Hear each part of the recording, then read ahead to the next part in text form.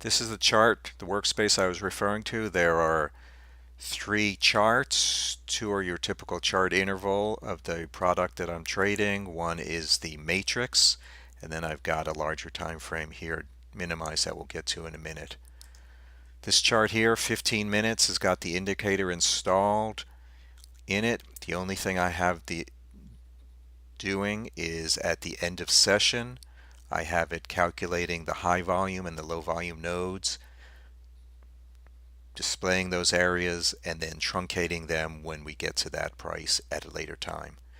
The indicator is not set for tick by tick, and the value of this is I can see when we get to those areas where the price is high or low volumes from history and see how that behaves. The next chart is the trading time frame. Again, the indicator is in here. The only thing I'm using this for is to give me the value information in context of the current session. I don't care about previous sessions.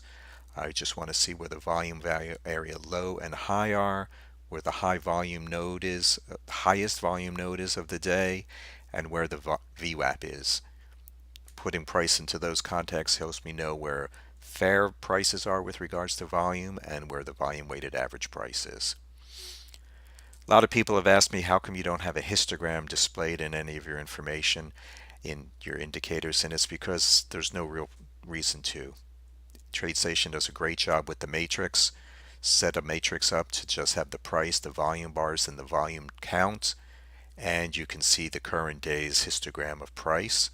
You can see the volume weighted average price calculated by the indicator and the matrix, and this gives you two additional pieces of information. The high volume node, in this case, is 67.25, which you can see here, and then the volume value area, 63.25 to 69.5, which is not displayed.